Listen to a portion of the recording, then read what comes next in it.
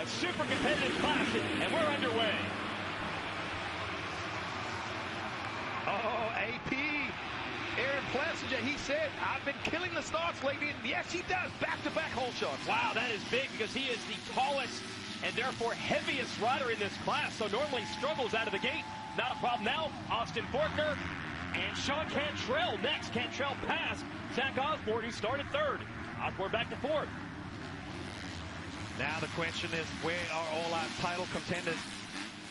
Yeah, the Martin boys not up front. Alex was up front in that first moto, trying to get third, but he's a little bit further back right now. Osborne going back after Cantrell, the rookie. And the 39 of Colt Nichols is right there on that blue Yamaha. And here comes Cianciarulo on the green. He was second in Moto 1. So it is all sorts of mixed up, except Plessinger led Moto 1 and is leading Moto 2.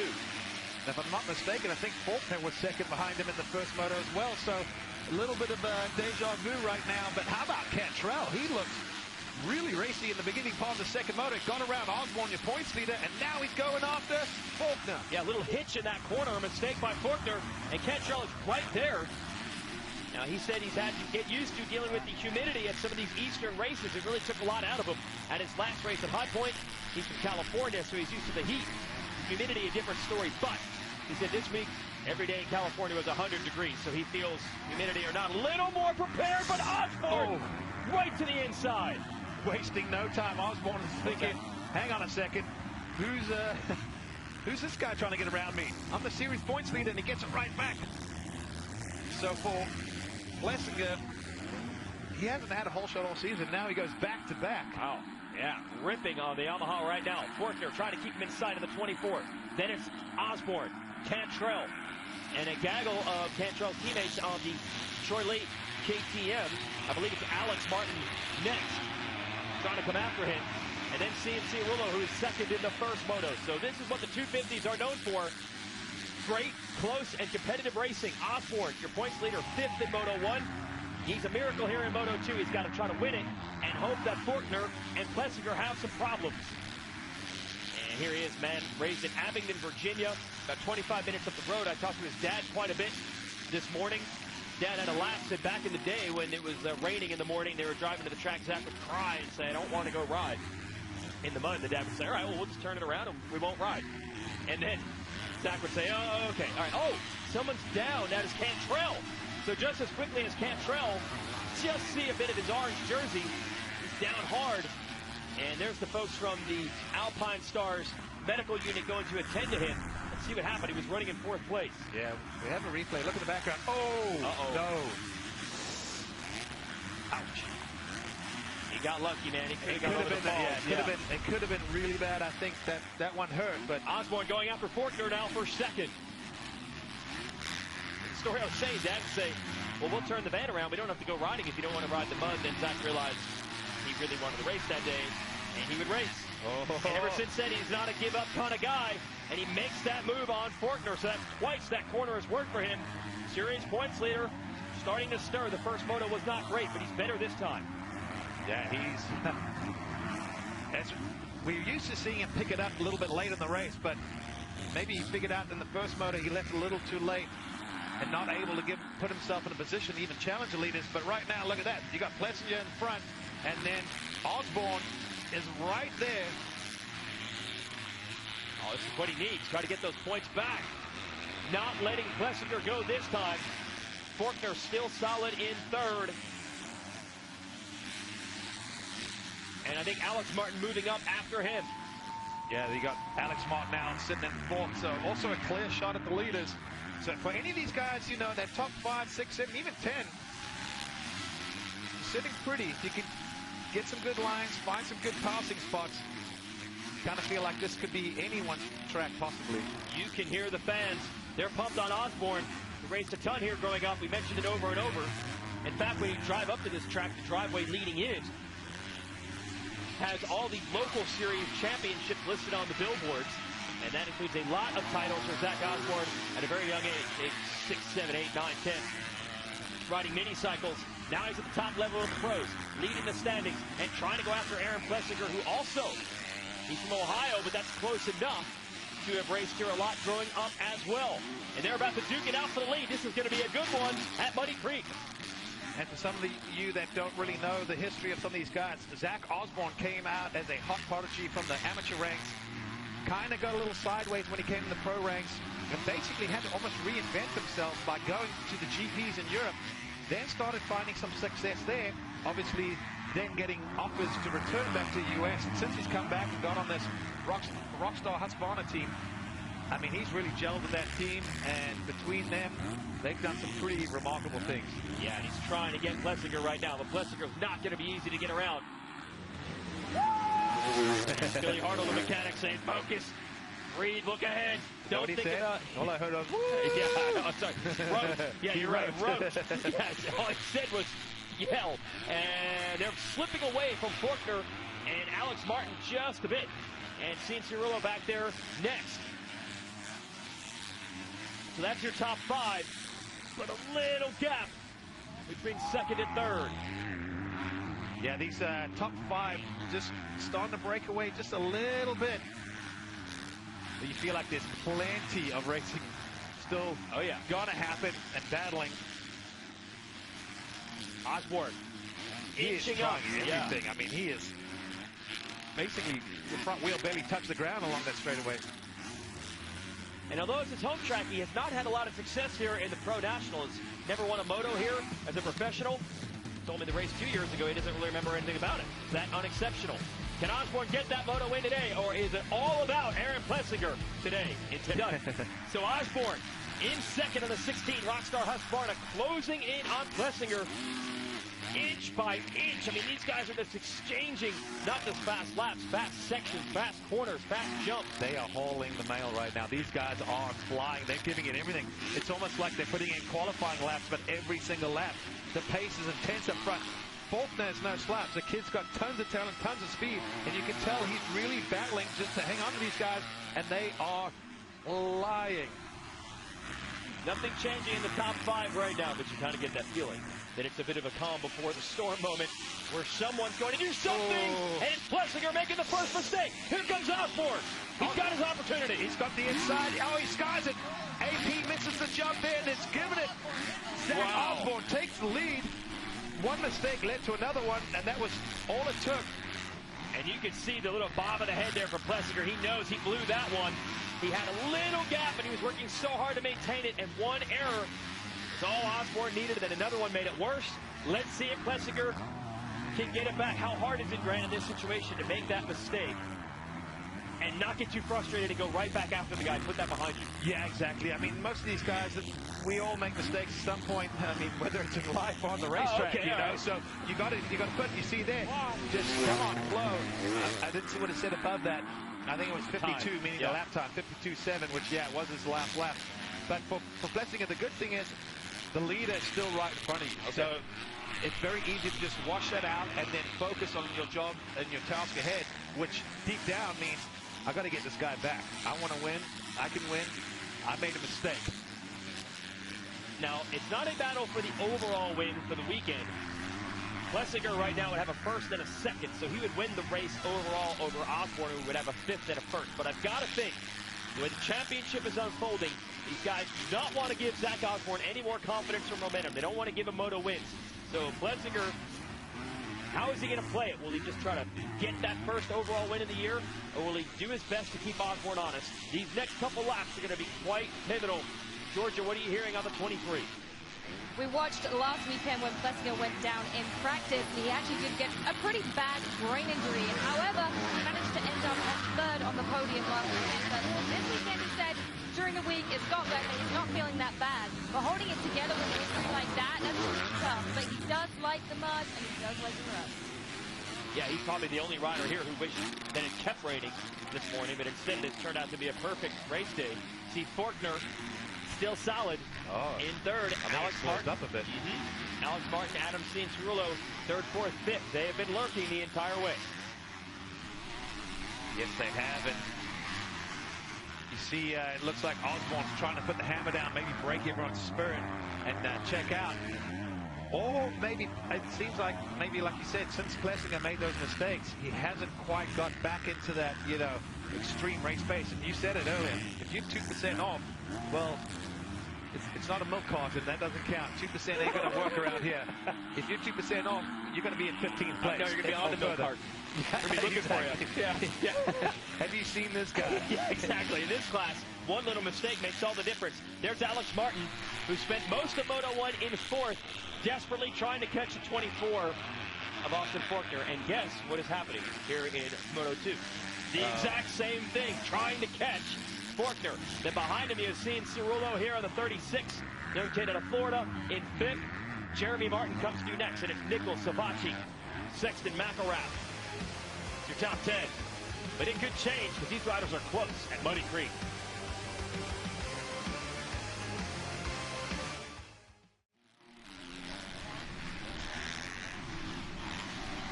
Close racing, as always, 250 class of Lucas Oil Pro Motocross here live on NBCSN. You're watching a battle for 3rd, 4th, and 5th. Austin Forkner just ahead of this man, Alex Martin, who's just ahead of that man, Adam Cianciarulo. Great three-rider duel. Halfway through this race, 15 minutes down, 15 minutes to go. And you can save 15% on your insurance by calling Geico. It'll only take you about 15 minutes to do that. So it's 2 Monster Energy Pro Circuit Kawasaki's and this Shorely Designs Red Bull KTM. Alex just roosted all the mechanics in the mechanics section, getting so close to that fence, looking for running room. You could hear earlier when Georgia was down there in the mechanics area giving a report, you could hear the engines coming right by her. Talk about being in the middle of the action. When you're that close, I tell you what, it can almost be intimidating at times how fast and gnarly it is when you're right there trackside. Yeah, there's not many motorsports where you can get that close. The mechanics obviously are right there in the fans, not too much further back. You don't get up close to this kind of speed very often. Alex Martin has spent the entire day trying to figure out how to make up that much space on Austin Forkner. The clock says that's 1.4 seconds of distance. 35 minutes of racing in the first moto. Couldn't get it. Stayed about that far behind the whole way. We are 18 minutes into this second moto. Still the exact same distance behind. It's like Groundhog Day for some of these guys. Yeah. It's a repeat from Moto 1, whether it was a start or whatever. Oh, and the lappers. Oh, all the work that he did. Come on, man. Gonna lose it. Oh, I know you get very upset when that happens. There's no reason to be in the way. Yeah, that rider was not battling for position. Sometimes that's the case. 613 Nick Schnagel there. Some other riders getting out of the way. That'll make it a little easier on Alex Martin trying to go back after Forkner. Oh, that section is so scary right there, those ruts. Let's go back and watch Alex and the mistake off the track with the lapper. I'll let you take this one. Okay, you know what? I don't even want to control yourself. I'm just going to say, like, what are you doing, man? Come on. And Alex had nowhere to go. Yeah. Didn't lose a ton of time there. The rule is as long as you don't gain time while you're off the track, you can kind of match the rider in front of you. Dare I say it? He went round the outside. All right, I like it. A little bit further back, here is Jeremy Martin, winner of our last race at High Point and a 2-time champion in his class. First turn crash in Moto 1 did him no favors. He finished outside of the top 10. And now he's been in 6th, but not able to quite catch that group in front of him the whole way. Really frustrating for the man of the Geico Honda out of Minnesota. Not quite able to make it happen. And the problem is, you look at the lap times. Osborne, 153, and everyone else 155 last lap around. So if you're Jeremy Martin, you need to be basically in the 153s, or at worst 154s to move forward. There is enough time, and the gap's not that huge. He could make up a lot of points and positions. But he's really got to find another gear. I mean, he's riding great, don't get me wrong, but he's pretty much matching everyone in front of him, so that's not going to help him right now. And, of course, Alex Martin is his older brother, so as always, those brothers are super motivated to beat each other. But Jeremy's going to have to dig because he's in 6th. Alex is in 4th. He's got that Garmin Verb helmet cam on the top of his helmet, and we got some footage from that helmet cam from the first moto earlier. We mentioned the first turn crash for Jeremy. Well, in our Garmin course preview, you're going to see what it's like to get into one of those accidents at mid-pack. mean, I hate to say it, but I'm kind of excited to see this. See, he gets pinched off here. You can tell he gets pinched by the Cowie riders there. Cianciarulo and Savachi, and then watch Savachi slides, and then clips the rear. Ooh. And then... That's 0 miles an hour on the telemetry that the Garmin Verb camera is able to pump out. There's Dylan Ferrandis, who is also down. And unbelievable that these three were able to get up, get around on the mechanics. Cool. That is awesome. Yeah. Adios. And they all came back to threaten for top 10s in that moto. They all rode well, yeah. And this battle, they stayed this close. 30 minutes. Yeah. Another one off the track. Oh, man. What an adventure for Jeremy Martin in Moto 1. Great footage on the Garmin Verb. You're going to get more good stuff from this second moto. He's running 6th.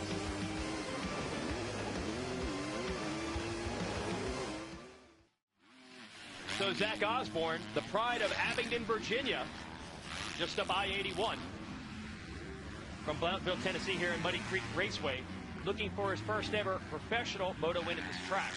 Won't get the overall, though, if it stays this way. Aaron Plessinger running a smart, calculated race, looking to go 1-2 to get the overall to be his first of the season. Yeah, that'll be great for him. Also for the team, you know, if you look at Star Racing, Yamaha, they've been used to a lot of success. You know, well, if you think about it, they are the back-to-back-to-back champions as far as team goes. 2 with Jeremy and 1 with Cooper Webb. So this year it's probably been a little lean for them. They started getting used to, as anyone will tell you, once you get the taste of victory, the worst thing that can ever happen is having a drought and not getting that victory. So for them and the team, all those guys, it's not from a lack of effort. We've seen it before. I mean, I've seen Mitch Payton and that Kawasaki team rattle off championship after championship and then go through a drought, and it's like, but that makes those people appreciate each and every victory, each and every championship, each moto. You know, people get excited about anything and everything. You have to. That's what motivates you in the sport. It's a confidence game, too. So Plessinger, basically now the team leader at Yamaha, and showing it, you know, with the results right now. Oh, some pressure on him to fill the shoes left by Jeremy Martin, who has moved on to Honda, and Cooper Webb, who's moved up to the 450. I feel like Plessinger's feet are far too big for those shoes. So compared to those guys. He's going to find some new shoes. Yeah, he can fill any big shoes or riding boots. Get him some Ronald McDonald type shoes. These were red. How about that? So here's Osborne. He is stretching out big time, man. About 7 seconds on Plessinger and trying to get the moto win.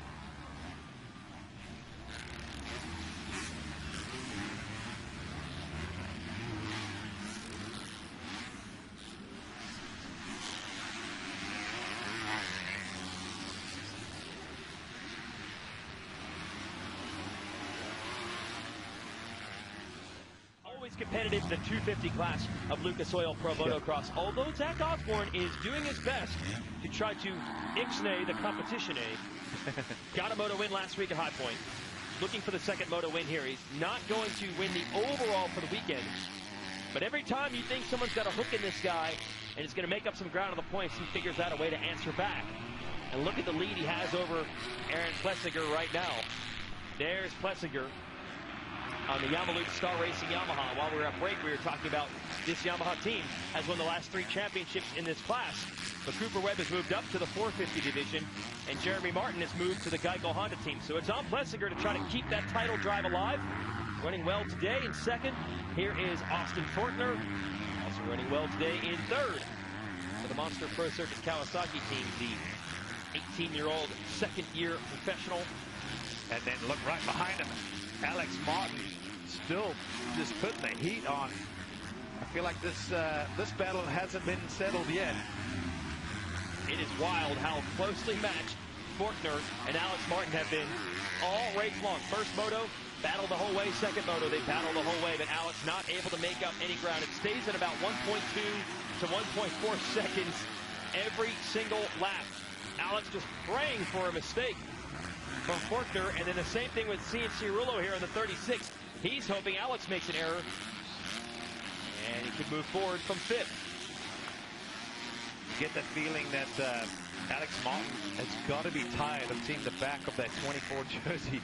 He's followed him pretty much literally all day, probably 30-odd laps now. I'm sure nothing will make him sleep better tonight than just to make that pass at the end of the moto. But if you're Forkner, it's exactly what you don't want. You're like, I don't care if he's been behind me all day. That's my goal. I want 39 other guys to complain about sitting behind me all day long. And especially, as we mentioned in our first race, this is the battle for third. That's the pivotal spot. You want to finish up on that podium and get the big trophy and the bonus. So that's what it's all about right now. Whoever wins this battle gets third in the race and third for the weekend. With Jeremy Martin behind this battle, he's 6th, and it's Savatgy, Nichols, Chase Sexton, Shane McElrath, top 10.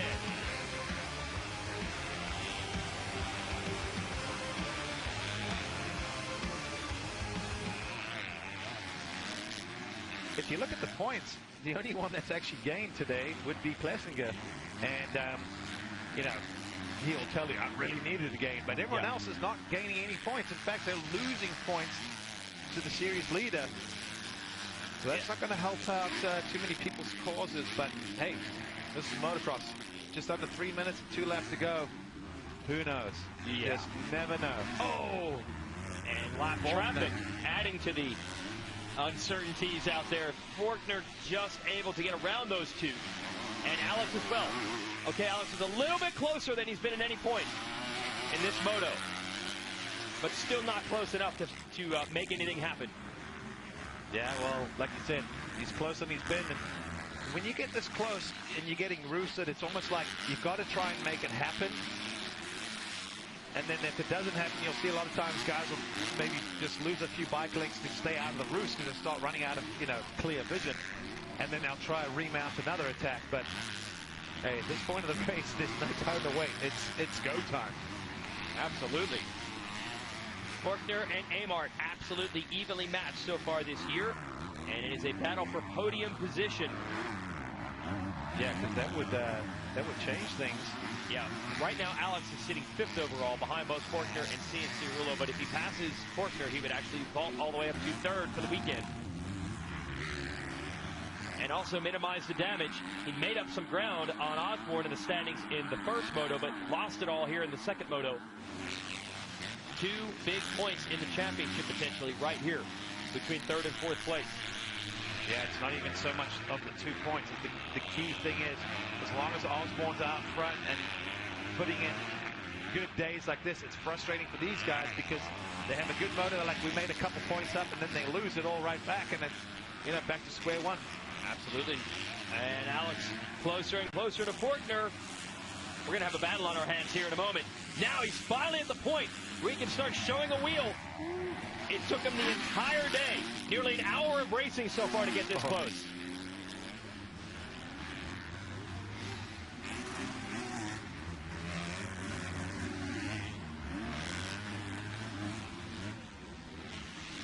And after nearly an hour of following the 24 today, Alex Martin has gotten close. He's been about 10 bike lengths back all day long here at Muddy Creek. He now has Forkner in his sights and has his first opportunities today to try to make passes. But he's only going to have 2 laps to do it because time is running out. Yeah, time is running out, but tell you what's not running out is the determination from the 26, Alex Martin. He wants this. You can tell it. He's pushing hard. Forkner doesn't want to give it up either. This kid's got a ton of fight in him. I love the personality of these guys. They're good kids. They work hard. They try hard. May the best man win out of this battle, but you got a feeling that Alex Martin is just, his patience has run out.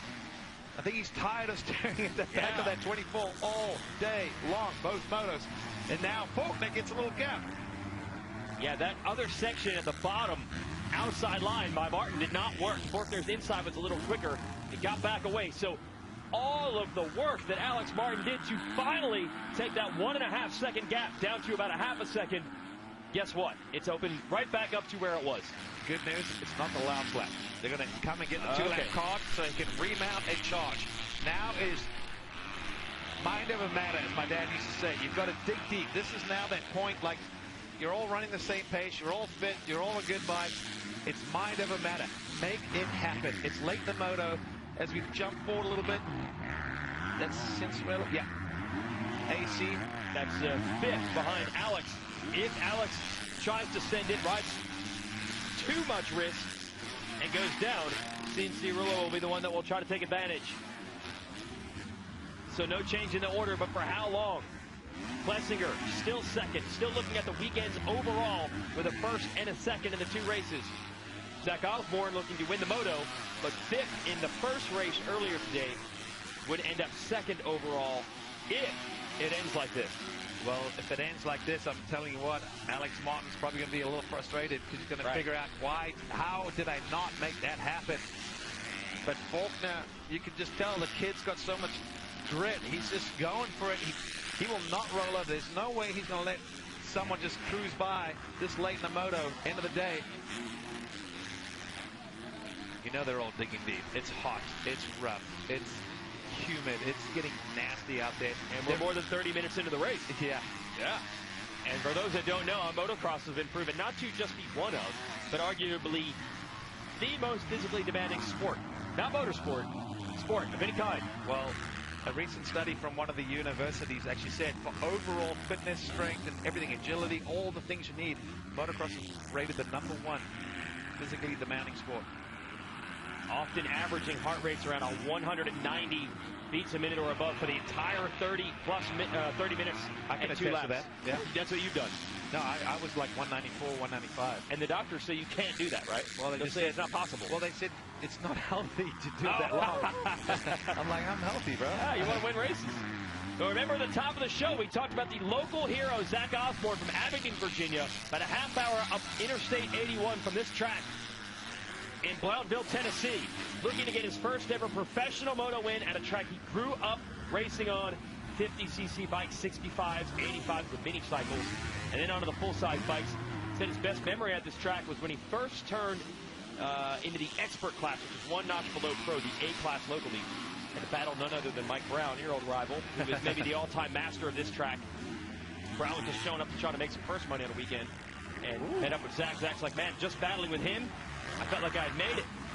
And I talked to Zach's dad this morning. Certainly he's very proud of Zach's performance this year, leading the championship. Oh, who wouldn't be? Yeah. And it's all coming together in this second moto for the Osborne family. Zach a little older than most of the riders in this class. He's married. Have a little girl that comes to the races with him on weekends. So this is going to be a dream scenario to come back to the track where it all started and get the moto win for the first time here as a pro. But when we overall the scores from both races today, that 5th in the first moto is going to hurt. It's going to cost him for the weekend overall. He's going to end up 2nd. Yeah. Typically, you want to be on the podium first moto if you know, for the overall at the end of the day. But Careful. Yeah. That's that corner, I keep telling you, it squares up so gnarly that we've seen massive contact there over the years. Zach Osborne has been good the last couple of years. Actually spent his about 5 seasons in career exile. Had to go over to Europe and live in England for a while to kind of rebuild himself when he no longer had any rides available in the United States. He came back 4 years ago and has been good. Podium guy, top 5 guy. But this year, switched to the famous Alden Baker training program down in Florida. The South African has trained so many champions in this sport. And I said to Zach on Thursday, I'm like, it's Zach Osborne 2.0. He's just that much better than he's ever been before. And once again, a moto win for Zach Osborne. But for the first time, he does it at his home track in Muddy Creek. And the weekend overall is going to go to Aaron Plessinger via consistency. A first in the first moto, a second in the second moto. And for the first time this year, second time in his career, Aaron Plessinger has won a 250 National. The all-new Geomax MX34 is the latest result of Dunlop's ongoing development with the help of top motocross pros. The all-new Geomax MX34 is the new industry standard for soft to intermediate terrain. Experience the advantage. Ride Dunlop.